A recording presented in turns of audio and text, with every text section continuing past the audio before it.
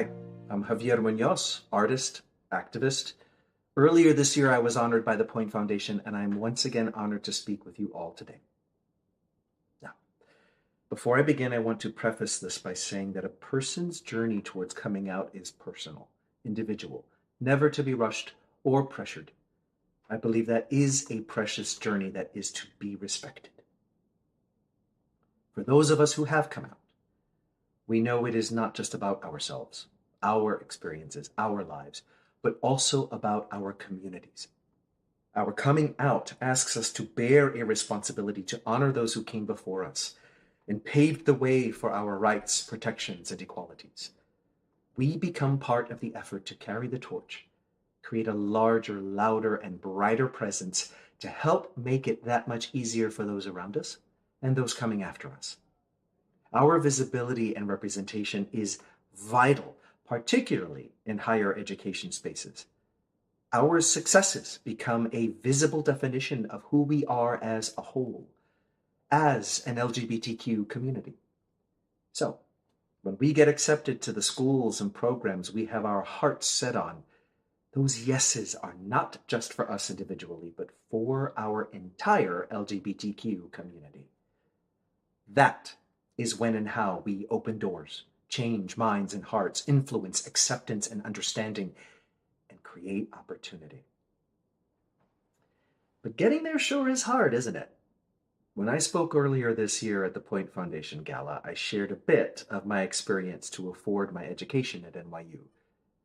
In a nutshell, I worked one full-time job, along with two part-time jobs, to be able to afford my years at school. I remember wishing if I had just that much more financial assistance to be able to quit the two part-time jobs, I could take full advantage of my time at school. I had the ability to double major, along with the opportunity to train in so many other acting techniques. I was hungry to learn and explore, extremely ambitious, but I could not seize those opportunities due to my work schedule, and I could not afford school without those jobs. It is so vital that students have the ability, the freedom, the choices to explore everything they can while in school. I said this before, and I say it again.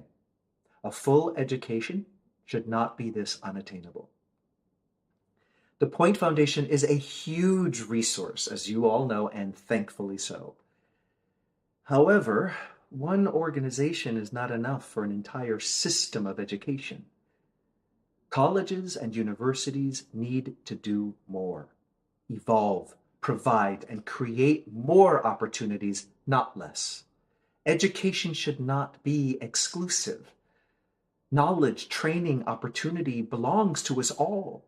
We're ready to work to create the lives we dream of, to build up our communities and empower those coming after us. And campuses across the country should be adapting to support exactly that. Now, the panel you're going to hear from are Point scholars. They're going to have a deeper conversation about being out in higher education spaces, advocating for LGBTQ student rights and resources at school, working with higher education administration to improve LGBTQ inclusion, and finding and building community on campus. I know this will be informative and inspiring, so let's join Jose Gamboa, Ari Perot, and Joe Liu as they discuss their experiences and what more can be done. Thank you. Hi there, my name is Alex Cooper.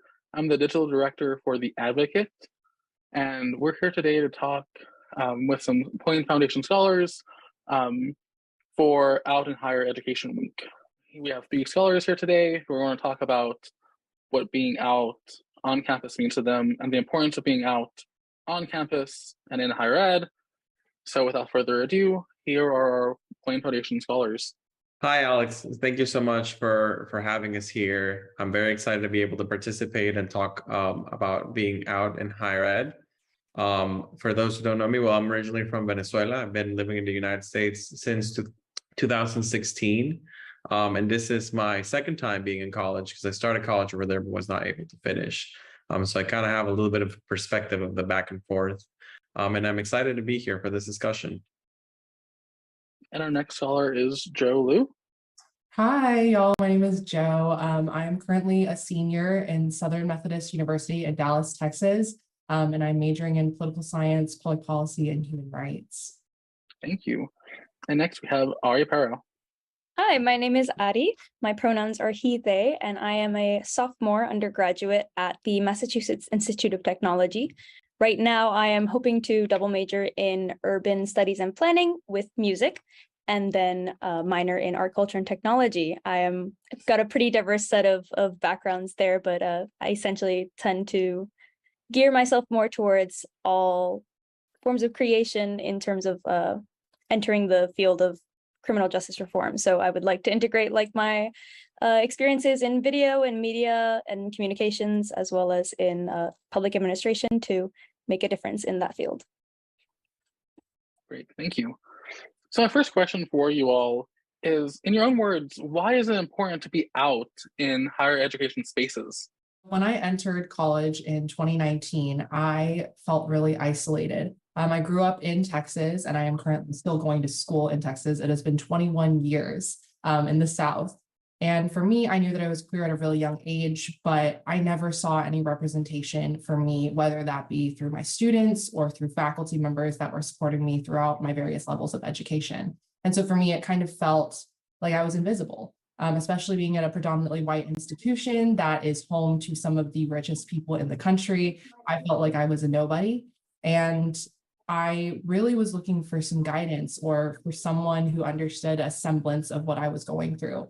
And so coming to college and seeing just like the small community that was out was really impactful for me, because I could see the small group of 5 to 10 to 15 students slowly grow and become more out and proud during their time at SMU. And it really inspired me to kind of do the same. And without them, I don't think I would even be a point scholar, because I would never have had the courage to wear my identity on my sleeve as much as I do today. So I feel very much related to what Joe said. I think that representation matters. It's very important. Specifically for me, growing up in Latin America was always this culture that if you're LGBTQ, you're doomed to fail. You're doomed to work a certain type of industry. You're not going to be successful if you go on higher ed or if you go to pursue higher education. So seeing people that were actually taking on that road, going down to achieve their dreams, whether it was to go to school or achieve the profession that they wanted, was really something that was inspiring for people. That was something that I did not have, so I kind of had to like make that own track for myself. And then when I moved here, now I'm going to UCF here in Central Florida, and it was just inspiring to see so many people that were living their best lives, being their true selves, and really providing an inspiration for not just the people who are currently in college, but for the people that are looking up to them, whether it's their families, their communities, the younger folks that are growing up in this world where a lot of information and misinformation is going around. To be able to see those examples in their communities and in colleges, it's very important to make sure that those future generations can also have better opportunities. My peers have touched a bit on why representation itself matters in pursuing your education and feeling like you belong in certain spaces, especially with the prevalence of imposter syndrome in queer students and just all students of minority groups in college. But I think I would also like to touch on just the idea that being able to feel comfortable being out in college and seeing that other people are out in college allows a space for students to build community through like the shared experiences that we have and we share due to our identities and the certain circumstances that many of us have dealt with in the same manner, I suppose.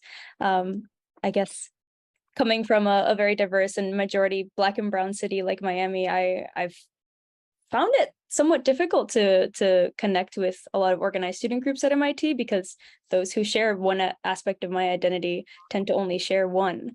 So seeing when I'm in spaces where I can see other students like who look like me and who are also out, that creates an intersection of spaces where I feel like I can really connect with other students and faculty as well. Thank you. And my next question for you all is, do you feel you have the support you need at your college or university to be out and have an equal opportunity for success compared to your non-LGBTQ plus peers? This is a bit of an interesting question because I feel like my school, specifically MIT, has been a little interesting in terms of existing here as a trans, low-income, first-generation citizen student of color. There have been a lot of experiences I've had just within the past year here. Lots of frustration at seeing my friends dead named and my own pronouns disregarded in classrooms. There was a point recently that MIT created a gender identity initiative to address these issues, but their initial leadership board was comprised entirely of cis-het individuals who were not trans competent in any form and were not required to receive any form of training on trans issues and our identities. And so one of the first things they implemented in this new role was to differentiate between man and trans man and woman and trans woman within our student demographic forms.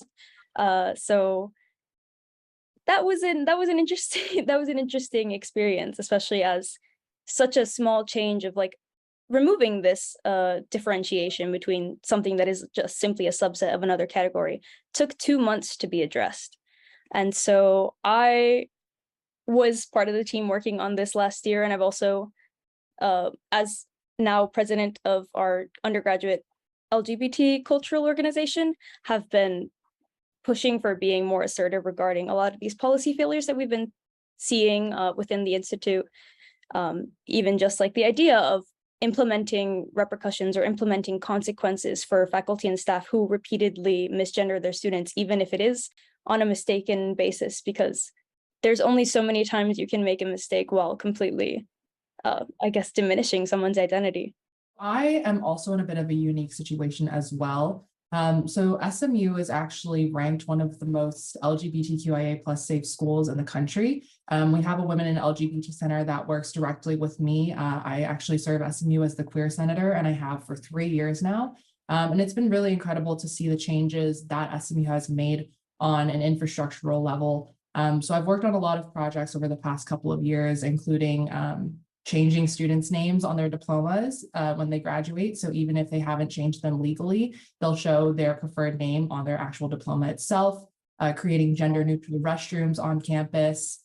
We also are right now in the middle of homecoming season, and I did a panel on this last year, and homecoming is actually tomorrow. But our homecoming is now gender neutral. And if y'all don't know what homecoming is, it's a huge thing in the South, especially Texas. Like we have giant mums and garters, and it's like a huge way of creating community in the strangest of ways with cowbells, feather boas and glitter. But we have now made that gender neutral homecoming. And so I get to actually run tomorrow as a candidate. Hopefully, fingers crossed, I'll win. I'll be the first non-binary individual to win a position. But it's like on that social aspect, SMU has done a lot to push forward and advocate for greater community building within the LGBTQIA plus community, and to make them feel that they'll be successful in the long run, while also providing a space for them to kind of explore and create relationships with people that are already out on campus.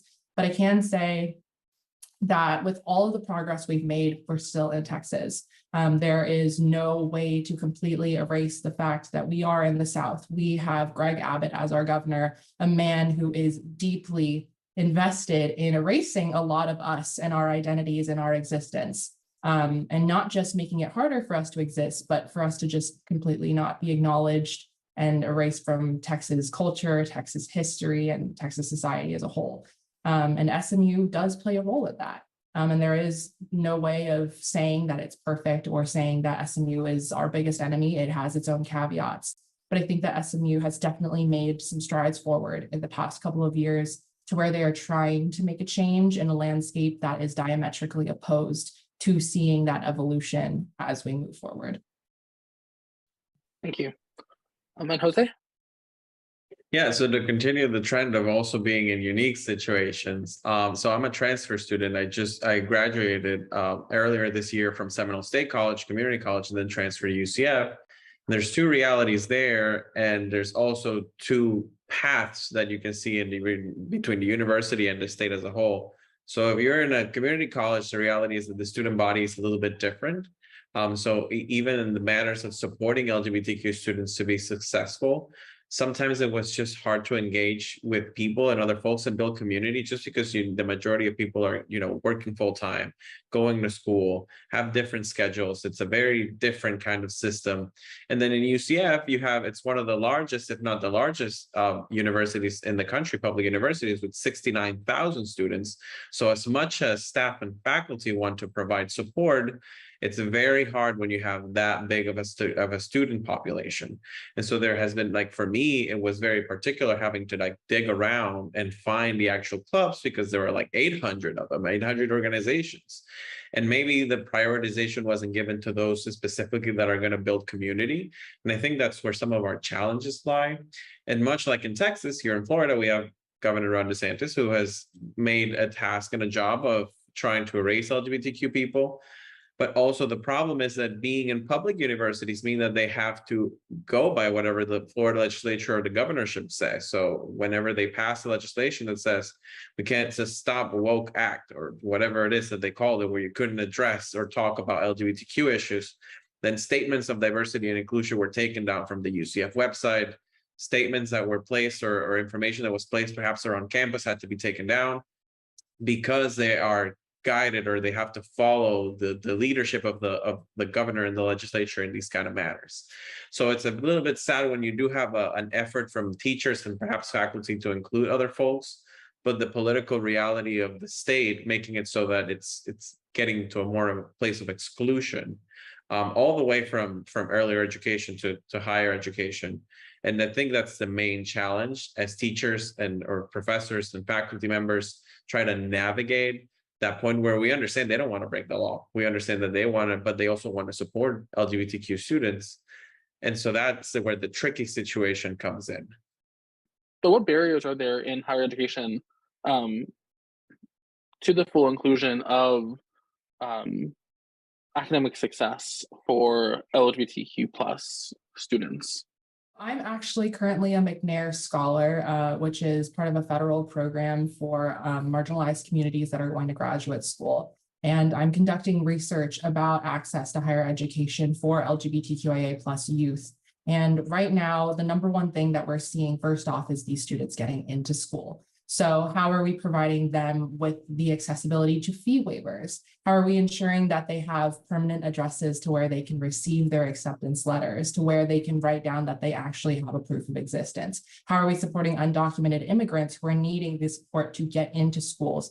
First off, like just completely not even acknowledging the LGBTQIA plus portion of their identity. It's already hard enough. But then the next point, you're talking about trans and non-binary children that are cast out from their families mostly, and a lot of time not having that permanent address, being sent to shelters, being homeless, not having access to food or quality education. There are so many barriers to access that are already happening right now for students to even get their foot in the door. But then once they do, how are they being supported to stay at their universities? We're seeing a lot of kids like me, for example. I wouldn't have been able to continue my education at SMU without the help of Point Foundation. Point Foundation was basically my savior to helping me finish my bachelor's degrees. I mean, I'm lucky enough to be graduating in May, but without the financial support, I would not be able to continue the work that I'm doing. So it's just the money component is a huge thing.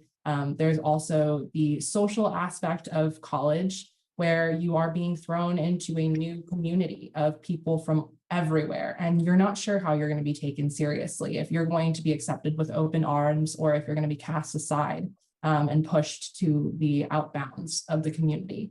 And so there's really just so many aspects that play into the inclusion of LGBTQIA plus students in higher education. But at the same time, there are so many things that institutions themselves can do to support these students by creating opportunities for scholarships or educational fee waivers and all these kind of things, where there are little incremental changes that can be made to support students in higher education and help them pursue further education afterwards. Thank you. Ari, you next.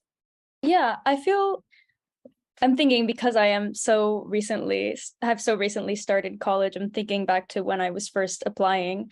And one of the biggest issues at that time for me and for a few of my friends who were exploring their gender throughout the pandemic was the idea that we are so focused and I guess worried more so about our own mental health and also physical well-being within our spaces that we don't have the time to worry about getting straight A's in order to, I guess, get into a top college. There's such a lack of resources and support for students at a level below that of universities that students often feel like they don't even have there's no opportunity for them to even try to begin with. I can't speak too much to that on like the MIT side, but because I'm also from Florida, a lot of the issue there is the fact that there's no space for not even just inclusive environments, but for even to have conversations about the experiences that a lot of trans and LGBTQ youth face. Additionally, there's such a lack of education, even at the college level, that I guess for me, I can give one example is I have a class where I was randomly assigned to a group, and every single day in class is group work. And the two other people in my group are cis het white men. And the amount of microaggressions I've faced or I've experienced just within the first 2 weeks of that class have made it a struggle every morning just to force myself to attend this class. I get up and the anxiety that I'm overwhelmed with just at the thought of having to be in that space again and not really having the option to go about the course in a different way. I feel like having some form of educational campaign, at the very least, in order to make sure that students and faculty and staff are aware of what sorts of impacts they could be having on the people around them, even when they believe they're not doing anything inherently incorrect. There's definitely a lot of barriers. I'm going to touch specifically on two. One is, I think, the access to resources. And yes, monetary resources are a big part of it. So I'm in the same boat. If I hadn't found out about the Point Foundation, I would have probably not completed my associate's degree or continued my education. So being aware that these resources exist is key, but also when it comes to resources for when we talk about housing, how are we providing affordable or even sometimes, free housing for students who have been kicked out of their homes, or for students who are, immigrating and they have to sustain for their own families, which is sometimes a lot of the cases. And specifically here in Florida, I myself am a case where you have that intersectionality where, yes, I'm an immigrant, I'm also a gay man. So you have a lot kind of going on there, and getting access to those resources that can help you as a person, individual, but also our community is key. And I think the challenge lies in that there's not enough awareness about these resources. And that sometimes it's an institutional problem where it's not being advertised or prioritized as much as other resources for other students. For example, I see many advertise them a lot for fraternities everywhere, but we don't see the same amount of resources or availability for specifically things for the LGBTQ community. And on the other side, I think something that's very important that we don't talk about a lot is the fact that when you're in college, you'll probably find an opportunity to do an internship, or, that's the idea, get internship, get a job, get connections. And there is not specifically a good or safe space specifically for LGBTQ students where they can find these resources, whether it's through a mentor, whether it's through a professor that has the experience of working with LGBTQ professionals or LGBTQ youth that are looking for internships or future work.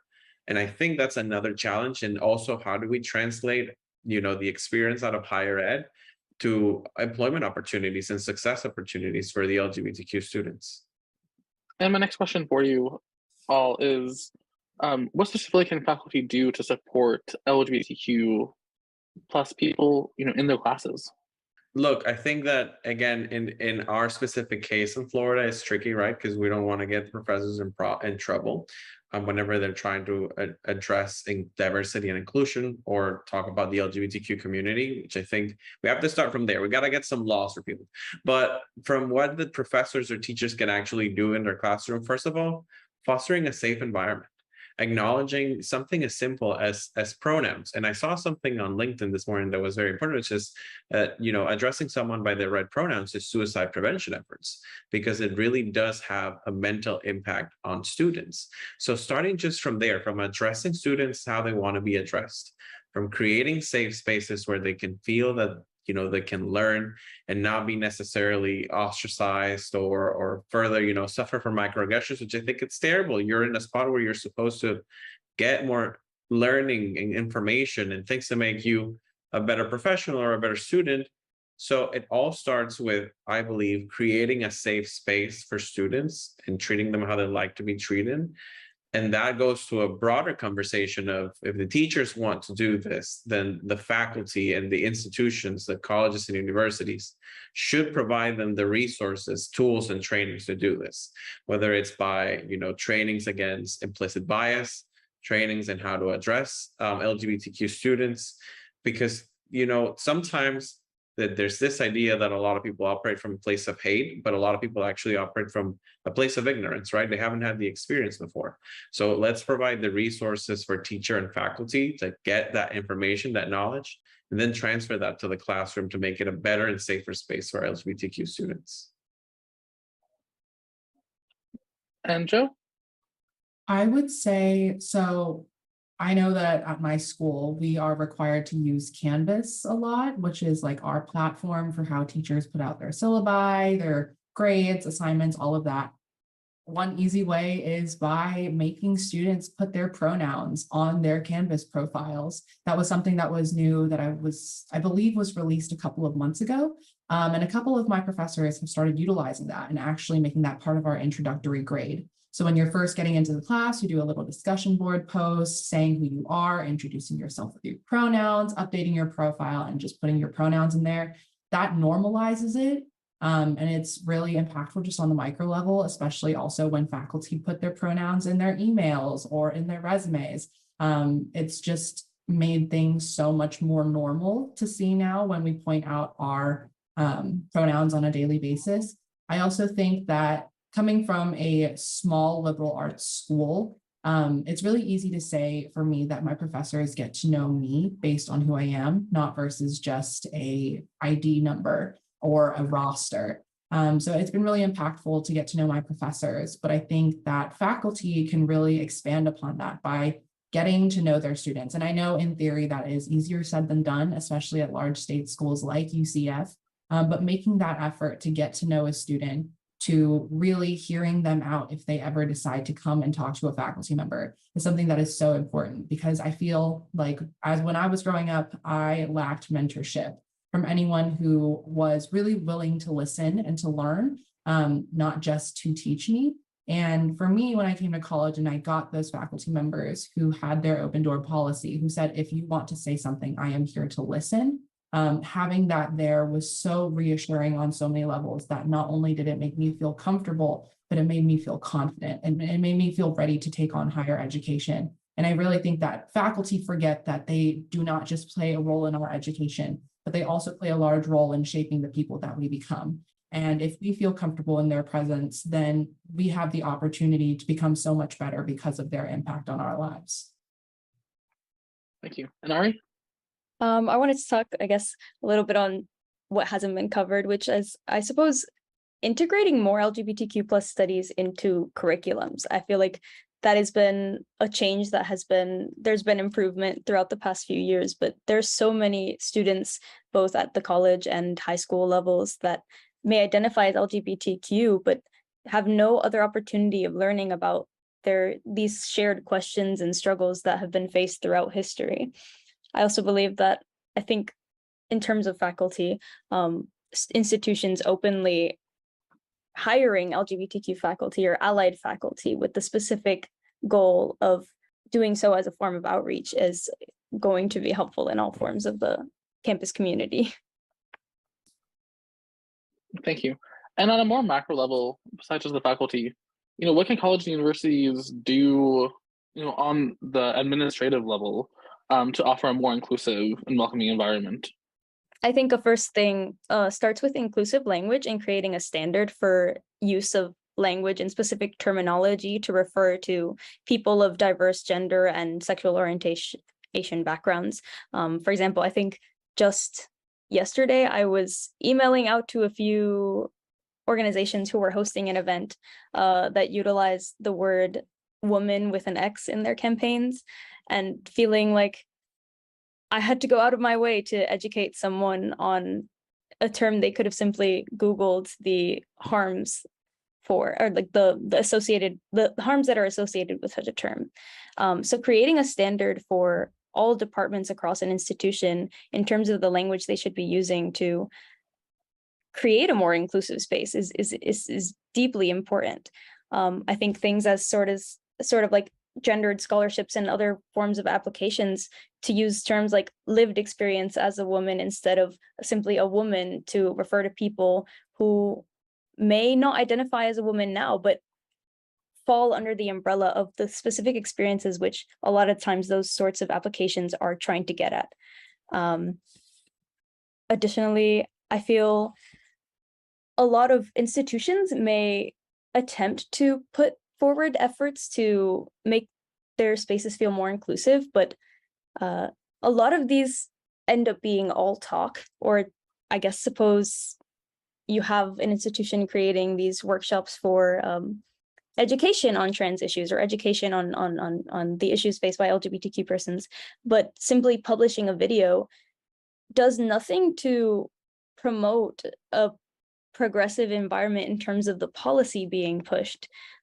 It's no student is going to want to be pushed into a space where they are forced to share like their experiences and then not have that even be used to change the oppressive strategies and systems going on at an institution. Thank you. And Joe? I would say that, kind of building off what Ade said, really walking the walk and talking the talk, going with exactly what they say that they're going to do. I know that at SMU, they'll do like these little proclamations being like, yes, it's BLM time, Black Lives Matter, but like not that, but like Black Lives Matter. And it's like, come on, like commit to what you're saying. And I think that commitment on behalf of universities is what really matters. So when a university is going to acknowledge Pride Month, maybe they can commit that they are going to have their administrators go to different LGBTQIA+ focused events where they can become involved in the community directly and get to know the students that they say that they're advocating on behalf of. Because when these people feel so distant and so far away from these communities and they say all of these things, it feels ingenuine. And frankly, it feels like a fraud. I want to know the people who are going to say that they are here to make my college experience fantastic. And in order for them to do their job well, they need to know me. So I think that them showing up and being part of the community is really important. So for example, we have an event called the Coming Out Monologues, where we allow students to kind of take the stage, talk about their coming out experiences, or even come out themselves. And I actually got to come out as non-binary my freshman year through that program. And shamefully, basically no one was there. If I had a higher up admin who was there who said, I hear your story and I understand, I will do my best to be there to represent you and your needs, that would feel significantly more powerful than just an umbrella proclamation on June 1st of every single year saying, cool, gay rights, like you deserve the bare minimum. Yeah, I think there's several things that can be done in a broader perspective. The first thing I see is the college or the institution itself elevating LGBTQ voices, whether that is from staff, from their own directorship, or even from students, and allowing them to have those more visible and prominent spaces, or creating the opportunity for them to have those spaces. It really will go a long way into promoting a further inclusion. Because through giving more power to these voices, then we automatically, or we should get more accountability on the projects, right? Because this person now has a higher integration into the process.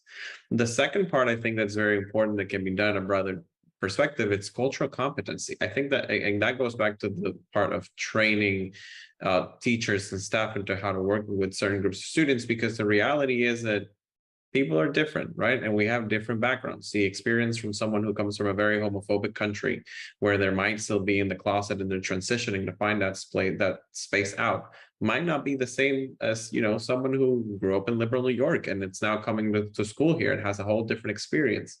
So having competency and awareness of the different parts of our culture, it's something that can really play a very strong role into furthering diversity and inclusion as a whole.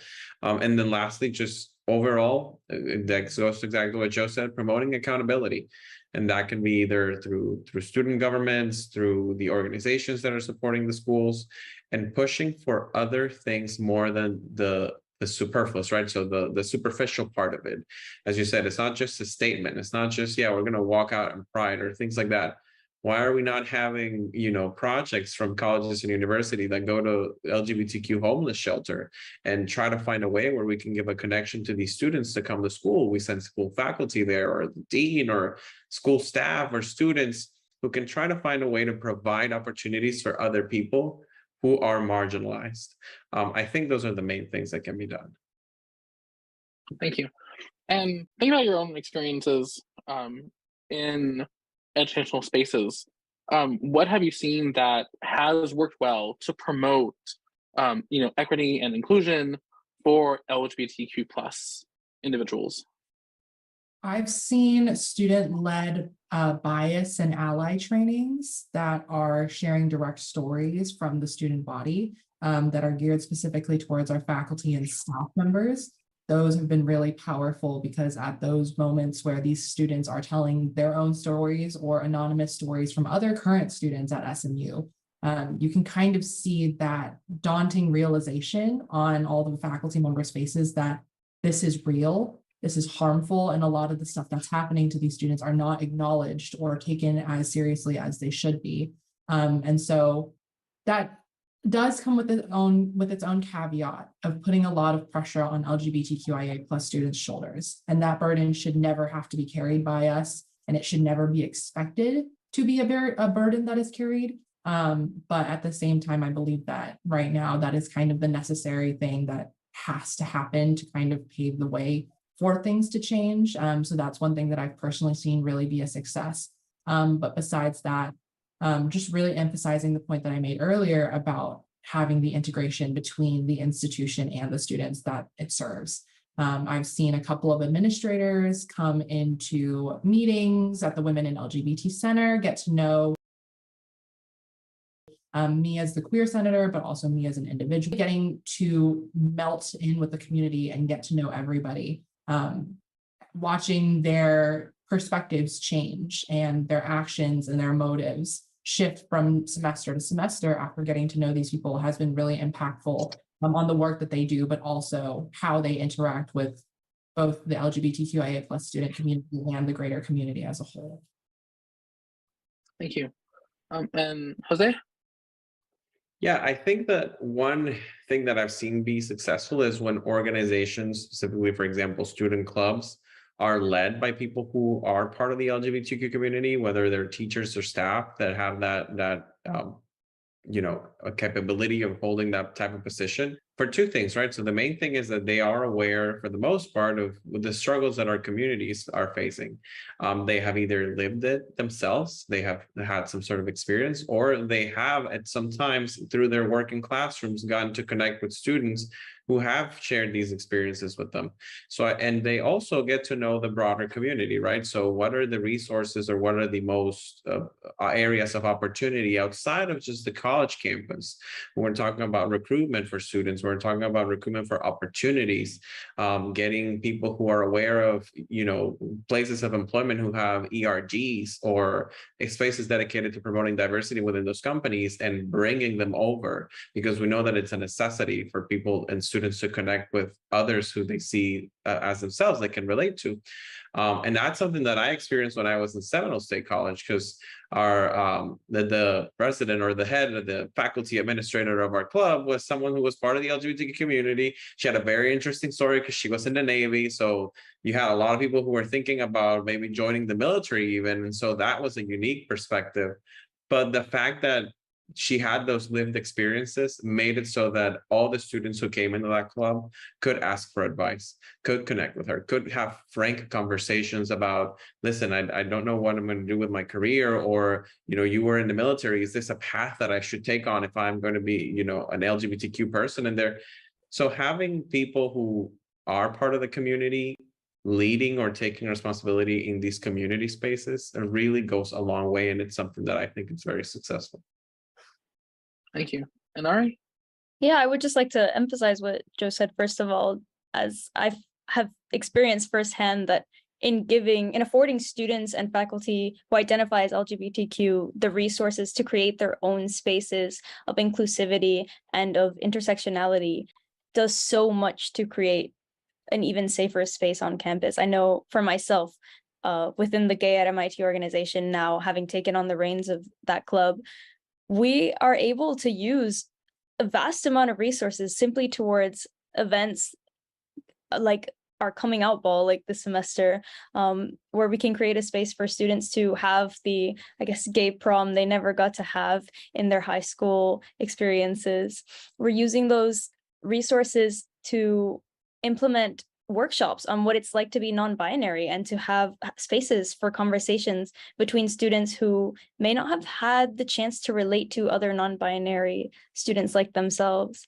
And I guess I wanted to touch also on something I guess I believe did not work at MIT. The Office of Minority Education last year implemented a project called the Intuitively Obvious Videos Taping, intended to highlight minorities and enhance conversations around diversity, equity, and inclusion on our campus.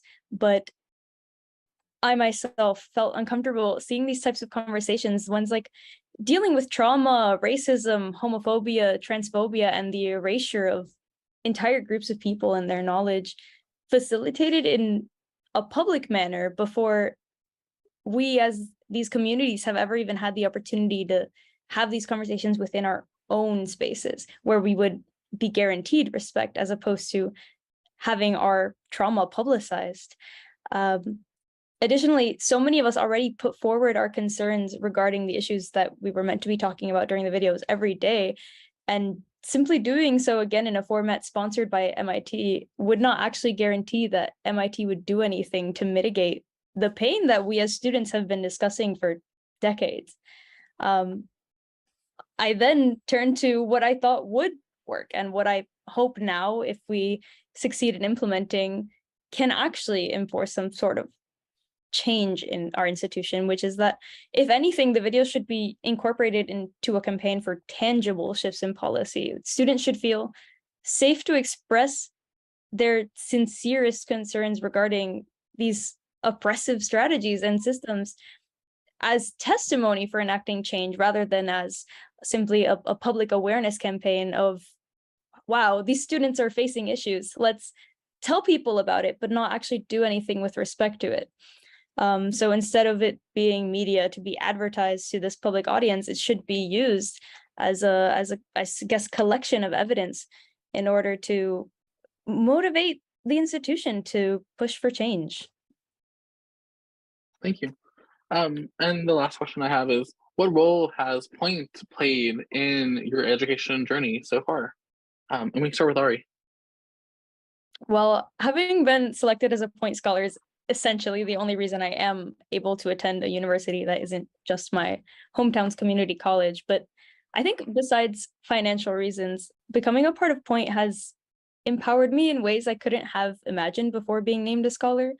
I think being named a Point Scholar made me confident in abilities I've spent my life working so hard to develop, but that I'd never really received any praise for because of the lack of connection between myself and my parents and external family. Point gave me this greater sense of purpose, I guess a source of motivation to enter higher education that wasn't just the desire to get as far away from my family as possible. Before Point, I never felt that there was anyone in my life that I could really turn to for support, be it academic, mental, emotional. But within just my 1 year as a flagship scholar, I feel I've received so much unconditional care and affirmation from a group of people, specifically tied to my own identities in a way that I feel I couldn't experience with anyone else because of the ways that I can be understood by these people who share my experience and identities within a community of not just LGBT students, but like majority low income and first gen LGBTQ students. I feel like all of us have shared the pain of being marginalized either by our communities or our own families, even despite having otherwise been the perfect child, having been the perfect student and getting these perfect grades, and of having our work ethic not only be erased later on in our life, but disregarded and discounted from the very start. I feel like myself, like I came out at such a young age that I pretty much lost any form of connection with my parents from day one. I think I came out in middle school, so it's been a while.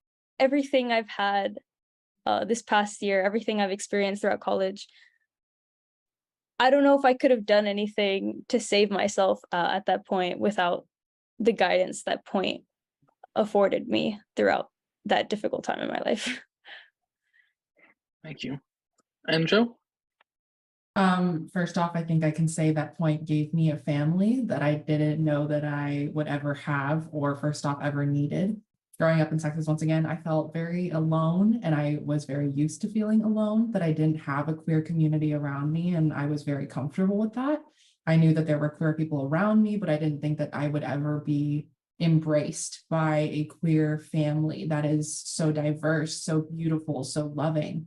Like Adi and I are in the same point class, and I remember seeing Adi's like profile pop up on the point page whenever they were doing like all the flagship highlights, and I was like, this kid, he looks so cool. I want to be their friend. Like, oh my gosh. And I was just so excited. And I didn't think I would ever get that. And then when we all got to meet each other in LA in June, it was the day after my 21st birthday. So not only was I getting to celebrate my birthday at home with my friends, but I was getting to LA and getting to meet my family. And so Point has afforded me that opportunity to not only understand what feeling loved feels like, but getting to feel a greater level of love for people that I never knew that I would be able to. Because Texas is a place where you say that, you know, love is whatever it is and its blood is thicker than water. But in my eyes, I think that we all come from different oceans, but we have blended together to create this beautiful family that I never thought I would be able to get.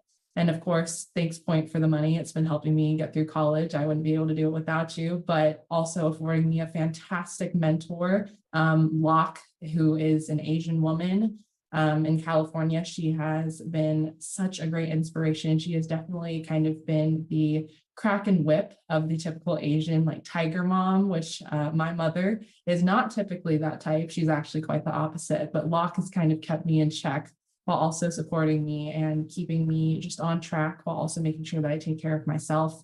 And I didn't think I needed that kind of guidance, but once I got it, it just felt like so many things finally clicked into place. Thank you. And Jose? Yeah, well, first of all, I have to add, of course, that I've always felt, but inspiration, because the words from Adi and Joe, wow, I mean, it just fills me up to know that there's such talented and passionate LGBTQ people in the world and doing such great things. So I add, of course, inspiration. Of course, the monetary part was something that for me was very important. I was at a job where they were helping me reimburse my education, and it was getting kind of pricey. And I got to a point where I had to leave my job, and so then I was like, "What am I going to do now? I can't afford college." I was an asylum seeker, and asylum seekers do not qualify for scholarships because you need to have either DACA or approved something or be a permanent resident or citizen. So when you're in that migratory limbo, it's like, well, you get access to nothing, except for organizations that are very hard to find, like Point, that really accepted me and took me in and allowed me to apply. And of course, we selected. And what advice would you give specifically for students who are wanting to advocate for more inclusive spaces on campus? I would say, first of all, learn how to properly engage in constructive discourse. I feel like how a student approaches conversation with others whose beliefs differ from their own and how they generally go about persuading others to adopt their perspectives is a crucial indicator of personal maturity and empathy and self-command. And I say that coming from a background in issue advocacy, where I have had to, stand at a tent and talk to people who I wasn't sure were going to share the same beliefs as myself. If I wasn't sure if they were going to turn my conversation on why they should vote for a certain candidate into a conversation about why my existence is not valid. I feel like now, during this era we live in that's so characterized by polarization, and where antagonism of other parties has become the norm, this capacity to avoid turning a conversation into a dispute and rather working towards achieving more tangible growth has grown rarer in a sense. You see online now, a simple comment under a video can turn into an entire thread of insults and argumentation. So people with the skill to engage in constructive discourse have learned how to listen and how to draw insight even from opinions that they disagree with. They can recognize that a conversation that ends not in a if a conversation does not end in agreement, that simply means you have more time to build on your own rationale for the next time you have this sort of conversation. And I feel like soon enough, once you have this skill, you'll find yourself educating other people in your everyday life and gathering diverse perspectives from people around you at the same time to modify and reinforce your own beliefs. I think the second thing is that once you have become politically engaged, it's super insanely, can't stress it enough, important to encourage your own peers to do the same. Utilizing your knowledge and your platforms to empower others and to make issue advocacy accessible to everyone is the way that we create change, not just at an institutional level, not just at a municipal level, but globally. I feel like leaders are those who are going to be just as determined to mobilize those around them to fight for change as they are to make that change themselves. I've always put it as the phrase, like, pay it forward and pay it back. I feel like with all the opportunities that we've received, especially us as point scholars, having been afforded so much, not just in the monetary sense, but socially and academically, we have this chance to pass down all the opportunities that we found so valuable in having received these scholarships. These opportunities that we didn't always have access to, and being able to pass that down, to pay it forward, allows for this cycle of action to continue going even once we aren't able to participate in it anymore. Thank you. And Joe? Start at truly ground zero. And for me, it's not about what you learn, but about who you are. And you can't forget that in these conversations, it is so easy to lose track of who you are, what your stance is, why you're fighting for what you're fighting for, and what exactly you're trying to do. And especially in a landscape like Texas, people will weaponize who you are against you in any conversation.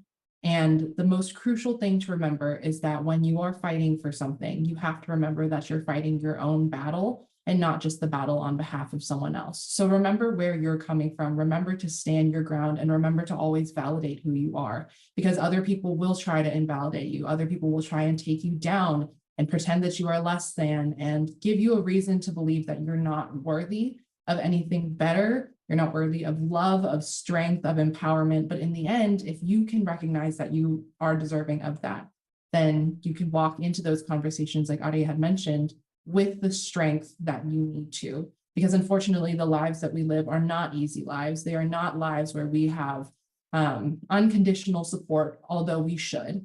And this is the chance for us to start building that and breaking down that cycle of conditional love and creating a new cycle of unconditional love and support for where we can feel that we can say what we need to say without having to fight for the breath that we use to speak or the space that we have to occupy to let ourselves grow and to prosper. So never forget who you are, never give, never allow anyone else to tell you or define any part of your life. Because in the end, the only person that knows you best is you, and the only person that matters in the long run is you're trapped with yourself forever. So make sure that you know where you're starting off and where you want to go. Thank you. And Jose? Yeah, I'll be a little cliche and say, well, persevere, be perseverant, because, and I'll explain why. There's, in this world, being part of the LGBTQ community, we know that carries challenges. That's just the fact. That's the reality. And there will be times where people may not want to see you succeed. And that's where you have to steal a phrase from RuPaul. You have to fight your inner saboteur, and you really push ahead. When I was enrolling in community college, I remember I was told no like 4 times, because first they thought, well, you were born abroad, so you can't study here. The second was, well, you have to pay out-of-state tuition because you were born out of the state, even though you live in Florida, which was completely unaffordable. And so on and on and on. I had to try again until I finally found someone that explained the right method to me and allowed me to enroll in school. So sometimes there are institutional or cultural barriers that you need to be ready to break down, and keeping an open mind. For me, the truth is, I came here to this country when I was 19. I was able to return to school only when I was 23. So also being older and an immigrant has you have this whole different world perspective, where when you're trying to decide if, am I going to go back to school? Is this my right path? Always think of what's best for yourself, and never, get yourself out of opportunities because you think, I'm an immigrant, or I'm too old, or I'm LGBTQ, I'm a gay man. Never put those things as obstacles. Use them as your best tool and resource to bring your best self into school. And if I may be so indulged in this last part, si eres una persona latina o inmigrante que está llegando a los Estados Unidos y se siente que verdaderamente la cultura o los retos, las barreras que hay, no te permiten ser exitoso, siempre recuerda que tienes que perseverar, tienes que insistir y tienes que seguir hasta que en algún momento consigas esas oportunidades que tanto has deseado, que tanto has luchado, y no dejes que tus antecedentes o tu cultura o lo que has vivido sea algo a tu detrimento. Hazlo mejor tu herramienta para salir adelante y ser exitoso. Thank you all.